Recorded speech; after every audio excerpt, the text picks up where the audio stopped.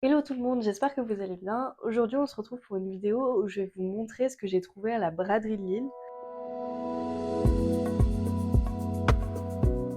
Donc, ceux qui ne savent pas ce que c'est, en gros, Lille, tous les ans, dans un week-end fin août, début septembre, accueille une énorme braderie qui est vraiment très très connue.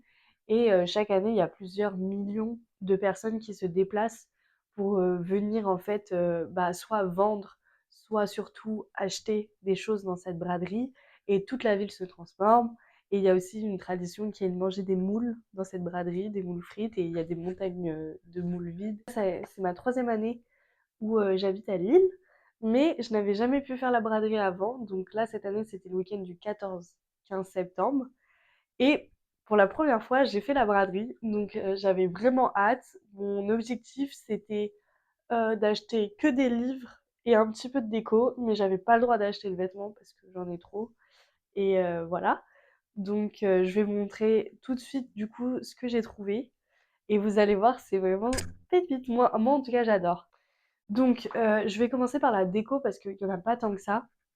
Donc tout d'abord, le premier jour, chez un particulier, j'ai trouvé cette petite coupelle.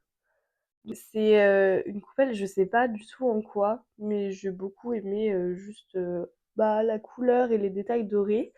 Et derrière, il y a écrit qu'apparemment c'est fait à Limoges, donc ça doit être un artisan à Limoges qui l'a fait. Et ça, par exemple, je l'ai bradé à 1 € et je l'utilise depuis comme pour mettre mes bijoux. Ensuite, au niveau de la déco, j'ai aussi trouvé. Donc, mon café préféré à Lille, c'est la Walderie.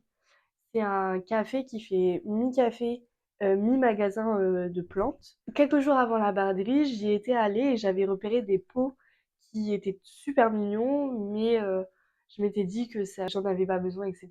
Et en fait, je suis passée devant à la braderie et ils vendaient ces pots-là pas cher du tout, donc j'en ai profité. D'abord, il y a ce petit pot, c'est pas trop choupi, genre vraiment, je trouve trop beau. Avec la petite plante là, avec les détails rouges. Donc il faut savoir que moi je suis très nulle pour garder les plantes en vie. J'ai à mon effectif, depuis que j'habite seule, je pense la mort d'au moins 6 ou 7 cactus. Des cactus, hein. Donc les plantes pour moi c'est un vrai gros défi, mais je trouve ça vraiment trop choupi. Et je me dis que j'y arriverai à force de pratique. Et le deuxième pot, et c'est mon préféré, regardez qu'il est pas trop chou. Comme ça. Donc je crois que chaque pot et chaque plante valait 3 ou 4 €. Donc vraiment, je trouve ça trop mignon. Et elle, en plus, elle a des reflets mauves, enfin trop mignon. Ça, c'est au niveau de la Walderie. Et le dernier chose pour les décos, c'est un petit magasin aussi où j'ai trouvé de la vaisselle. J'ai trouvé ce bol à 2 €. Voilà, donc là, c'est vraiment là où je me suis dit que je commence vraiment à petit voir la fin des études parce que je commence à rêver du jour où j'aurai mon appart à moi et que je pourrai choisir ma vaisselle et avoir la place aussi d'avoir de la vaisselle parce que pour l'instant, c'est un peu compliqué. Et j'ai aussi acheté une paire d'assiettes comme ça. Donc là, il y a encore l'étiquette parce que j'ai eu du mal à l'enlever. J'ai regardé un tuto sur internet, il disait de mettre de l'huile et que ça allait glisser. Ça n'a pas du tout fonctionné. Par contre, ce matin, j'ai essayé avec mon sèche-cheveux. Ça a marché, mais je sais pas ce qui s'est passé. Je crois que je le tenais trop près, mais mon sèche-cheveux, à l'intérieur, il y a eu une lumière rouge qui est apparue et d'un coup, il s'est arrêté. Donc j'espère que je l'ai pas cassé. Mais voilà, trop mignonne aussi. Donc j'en ai deux comme ça. Donc au niveau de la déco, c'est tout. Et après, c'est que des livres le reste. Donc en fait, j'avais tiré de l'argent et je m'étais donné un budget maximum. Et je savais que c'était vraiment l'occasion pour moi d'acheter des livres un peu au hasard, dans le sens où des fois, quand j'achète des livres, c'est parce que j'en entends beaucoup parler, etc. Et ils me donnent envie, donc je les achète. Et en vrai, je trouve que c'est un moyen comme un autre d'acheter des livres, enfin c'est bien. Mais ce que je trouve trop bien avec le fait d'acheter des livres d'occasion, c'est qu'en fait tu tombes sur des pépites où en général moi je connais pas les auteurs ou les autrices, je connais pas du tout le titre du livre, je lis juste le résumé et il me donne envie, je le prends et du coup ça me fait plein de découvertes plus ou moins connues que peut-être autrement je n'aurais jamais entendu parler. Je trouve ça super du coup parce que ça engorge un peu ma bibliothèque de livres qui sont très différents les uns des autres et qui sont finalement arrivés dans ma bibliothèque un peu par hasard. Je vais vous montrer ça, il y en a pas mal, je vous préviens, mais de toute façon je vais essayer d'aller assez vite. Donc je crois que les 3 premiers livres que j'ai achetés, peut-être au même stand, donc ça c'est des particuliers et je les ai achetés 1 € chacun. En premier, il y a, une pièce de Molière qui s'appelle Les Précieuses ridicules. Donc c'est marrant parce que c'est vraiment les livres qu'on nous demandait de lire au collège et qu'on n'aimait pas forcément, mais bah, avec le recul, Molière, c'est quand même très bien. Et en fait, j'avais jamais entendu parler de cette pièce de théâtre de lui. Donc en fait, on retrouve, 2 provinciales, qui, ont un peu des rêves de grandeur et cetera. Elles vont sur Paris et elles vont, à ce que j'ai compris, se moquer de gentilshommes qui essayaient de les courtiser. Ces gentilshommes vont organiser une vengeance par rapport à elles. Donc voilà, j'en sais pas plus, mais j'ai hâte de découvrir ça et je pense que c'est aussi une lecture rapide entre deux grosses lectures qui peut être très agréable. Je crois au même stand, j'ai pris D'après une histoire vraie de Delphine de Vigan. Donc je crois que en fait je pensais à une autre autrice quand j'ai vu ce livre et j'ai confondu les deux. Mais c'est pas grave, Delphine de Vigan, pareil au collège j'avais lu Noé et moi d'elle.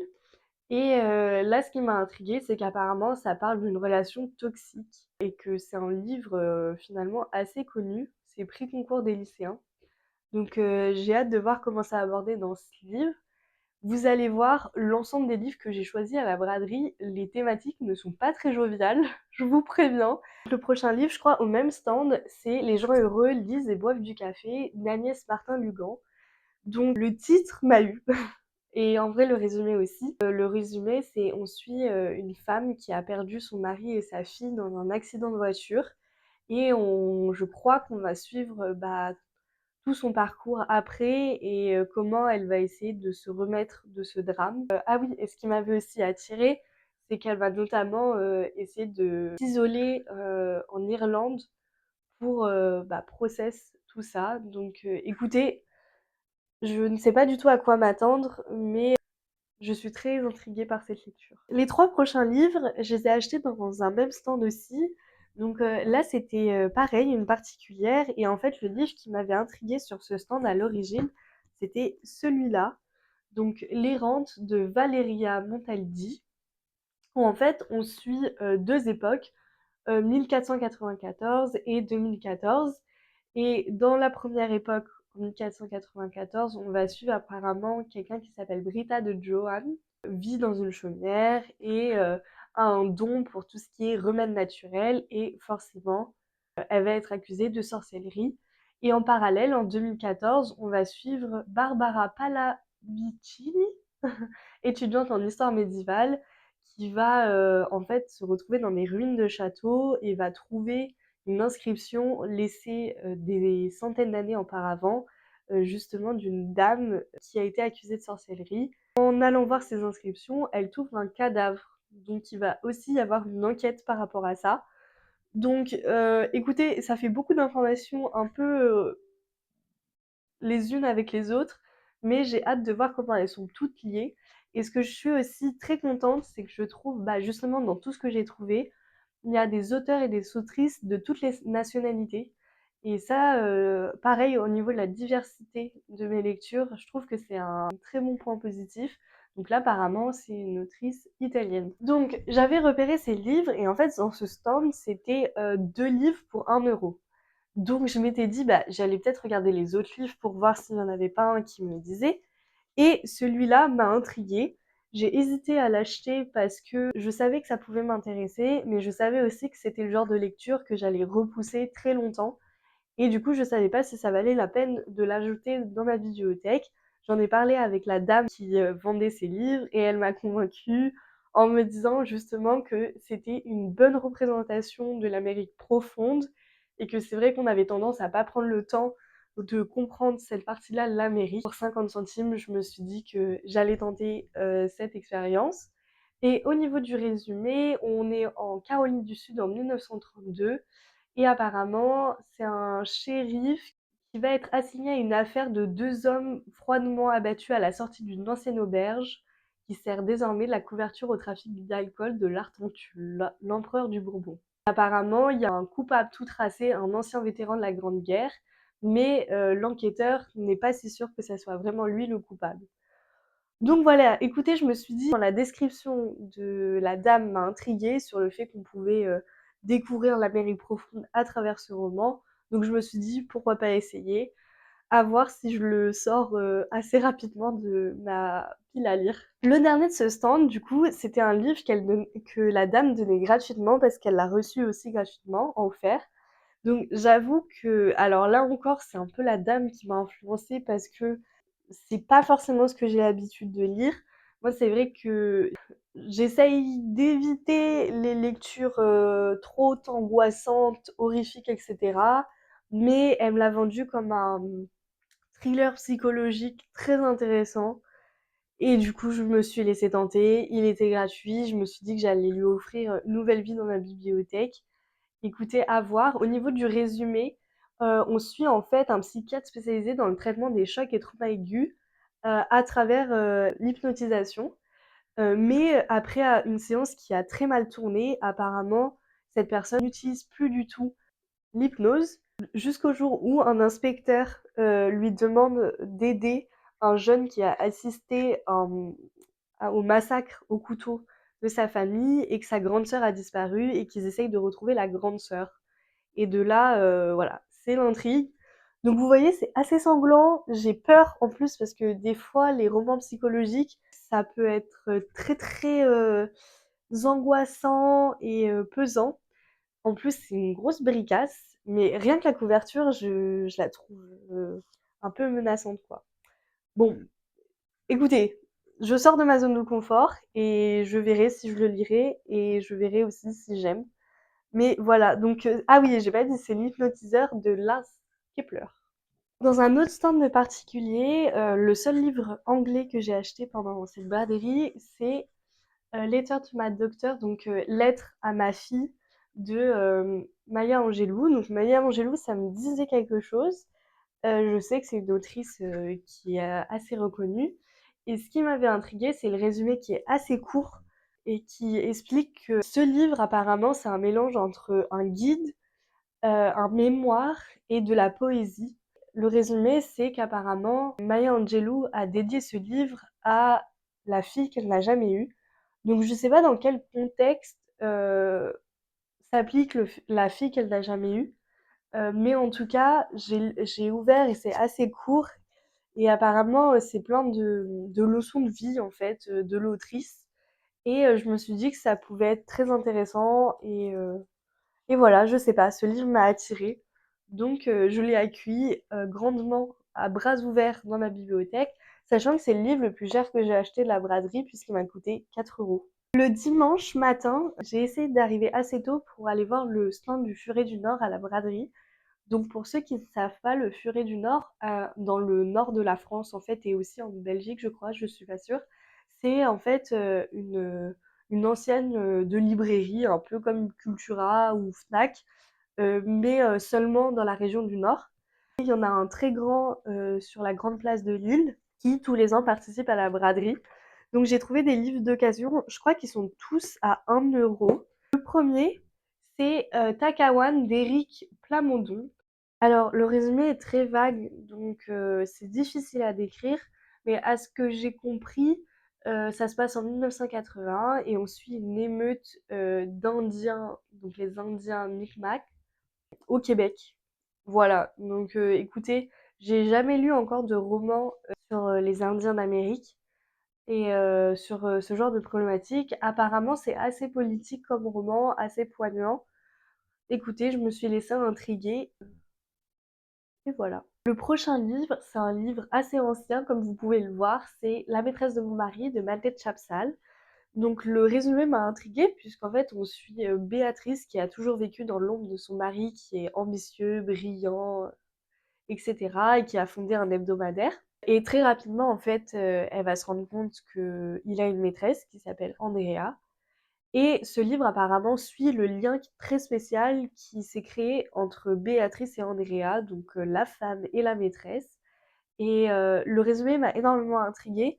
Ça m'a fait penser en fait à Mon mari de Maud Ventura que j'ai lu cet été. et je me suis dit que si c'était aussi bien écrit, ça pouvait être très intéressant. Ici, il est écrit que c'est une étude psychologique aiguë et subtile d'une situation où la jalousie se mêle à l'estime et à l'acceptation lucide d'un fait inévitable. Certains hommes, souvent les plus remarquables, ne seront jamais fidèles qu'à leur propre destin. Donc voilà, j'étais curieuse de découvrir ça. Je trouve qu'avec les romans assez vieux, c'est toujours compliqué. C'est est-ce qu'ils vont nous parler, puisque c'est souvent des mœurs et des valeurs différentes en fait, quand il y a un trop grand écart générationnel. Ce roman m'a intriguée et j'aimerais bien lui donner une chance, surtout que c'est une autrice qui l'a écrit, donc c'est aussi un point de vue différent qu'un auteur. Le prochain livre que j'ai trouvé du coup à la tente du Furet du Nord, c'est L'âme tatouée de Raluca Sterian-Nathan. Donc là, on voyage encore puisqu'on va à Bucarest. Donc l'autrice et l'histoire viennent de Bucarest. Et on suit en fait la jeune Raluca qui apparemment a un rêve de monter sur scène. Et pour ça, elle va devoir subir sous un régime totalitaire beaucoup d'épreuves, etc. Et notamment, elle a le rêve d'un jour réussir à fuir pour la France. Donc voilà, pareil, je ne sais pas grand-chose de cette histoire, mais ça m'intriguait en fait de déjà le contexte. Bucarest, je connais pas beaucoup, etc. Cette époque aussi, j'ai rarement lu de livres qui se passent à cette époque. Je l'ai pris pareil à 1 euro. Le dernier livre que j'ai trouvé au Furet du Nord, c'est Les 8 cahiers d'Elonaida Studa. Donc cette fois, on est au Brésil, puisqu'on suit une avocate brésilienne qui s'appelle Mariana et qui reçoit par la poste 8 cahiers jaunis, ceux qu'une tante du Nord-Est lui a légués avant de se suicider, révélant les dessous sordides de l'histoire familiale. Voilà, donc apparemment, on suit 2 siècles de famille. Ça m'intriguait beaucoup de juste pouvoir suivre un roman sur les secrets de famille et traumas générationnels aussi qui peuvent être enfouis jusqu'à être révélés au bout d'un certain temps. Donc le prochain livre, j'ai un peu triché parce que je ne l'ai pas exactement acheté à la braderie. Je l'ai acheté le week-end de la braderie, mais au Furet du Nord, dans la section occasion, mais dans le magasin, pas dans leur stand de braderie. Donc il m'a coûté 4 euros. C'est Le libraire de Célinonte de Roberto Vecchioni. Donc pareil, je crois que c'est un auteur sicilien. Et en fait, on suit une petite ville, Célinonte, où un étrange libraire essaie en vain de faire aimer la lecture aux habitants qui le prennent pour le diable. Seul le jeune Nicolino, surnommé Frollo, aime l'entendre lire à haute voix ses textes préférés. Agenouillé entre 2 piles de livres, le jeune garçon vient en cachette chaque soir à la librairie afin de l'écouter. Mais quand ce dernier est agressé, toute la ville commence à perdre l'usage de la parole. Seule l'adolescence semble échapper à cette malédiction. Récit fantastique sur le thème de la perte du sens, le libraire de Célinonte est servi par une écriture limpide et poétique. J'ai été très très intriguée et j'ai hâte de découvrir ce monde. Je pense que je le lirai très prochainement. Donc voilà pour ma petite triche de cette braderie. Ensuite, à un autre stand, cette fois d'un professionnel, j'ai acheté 3 livres. Donc le premier, c'est Paroles de Jacques Prévert. Donc c'est vrai qu'un de mes objectifs cette année, c'est de me mettre un peu plus à la poésie pour essayer, parce que c'est vrai que c'est un genre littéraire que j'ai, on va dire, délaissé depuis l'école en fait. Parce que des fois, j'ai l'impression que c'est pas très accessible, mais que je passe à côté en fait de ce que les autres peuvent voir dans la poésie. Mais j'essaye de ne pas avoir de préjugés et de m'y relancer avec juste de l'ouverture d'esprit et pour voir si c'est vrai ou pas. Pour ce livre, je me suis tout simplement rappelé le fait que j'avais étudié des poèmes de Jacques Prévert quand j'étais petite et que c'était des poèmes en fait qui étaient finalement assez accessibles. Et je me suis tout simplement dit que pourquoi pas essayer donc ce recueil-là. Le prochain livre, donc cette fois, je ne l'ai pas vu en fait avant de l'acheter, mais il était offert aussi. Donc je l'ai acheté à 1 euro certes, mais je l'ai quand même acheté alors qu'à l'origine c'était un livre offert. Mais c'est pas très grave, puisque c'est Reste avec moi de Ayobami Adebayo. Donc apparemment, cette autrice, c'est une des élèves de Margaret Atwood, ou en tout cas une des disciples. On suit une histoire d'amour entre Yejide et Hakim, sauf que Yejide n'arrive pas à tomber enceinte. Elle pensait que tout allait bien jusqu'au jour où, à la porte de chez eux, quelqu'un toque et en fait c'est la deuxième femme de son mari Hakim. Et de là, on va suivre comment elles vont cohabiter et notamment comment elle va virer à l'obsession pour absolument tomber enceinte et avoir un bébé. Encore une fois, ce que j'aime, c'est que c'est une autrice avec d'autres origines et apparemment, il a reçu quelques prix ce livre. Et ça me permet en fait à chaque fois de découvrir des problématiques différentes, peut-être des cultures différentes, etc. Et en l'occurrence aussi une autrice. Donc j'ai très hâte de m'y plonger. Le dernier livre que j'ai acheté du coup dans cette braderie, c'est Mémoire d'une fleur de Jacques Pipinot. Donc pareil, je l'ai acheté à 1 € ce livre. Et on va suivre la vie de Saxifrage, je ne sais pas du tout comment ça se dit, qui a vécu à l'âge d'or de la civilisation chinoise sous la dynastie Tang et qui était une courtisane apparemment. Voilà, ça me rappelle beaucoup de livres que j'ai déjà lus comme La mémoire d'une geisha. Il y en a d'autres aussi, mais je me rappelle plus le nom. Et je trouve ça toujours intéressant d'avoir ce genre de témoignage. Après, ici, c'est fictif puisque l'auteur est un professeur à l'école des langues orientales, qui est un peu spécialiste de la littérature chinoise, mais c'est vrai que j'ai toujours une petite appréhension quand je vois que c'est un homme blanc occidental qui raconte la vie d'une femme asiatique il y a plus de 1000 ans. Mais je me suis dit, écoute, il faut rester ouverte d'esprit et il faut que je fasse mon avis en le lisant. Et donc, pareil, je suis très contente parce que, encore une fois, c'est encore une autre culture, un autre pays représenté ici. Ah non, j'ai menti, c'était l'avant-dernier livre, puisque le dernier livre, c'est ici, c'est La Faucheuse, donc de Neal Schusterman, je ne sais pas exactement comment le dire. Bon, il a un peu vécu, hein, on va pas se mentir. En fait, je l'ai trouvé sur un stand de ce monsieur, donc Biclou Book, sur l'île, qui a en fait un service de si vous pouvez donner vos livres à ce monsieur qui va venir les chercher chez vous.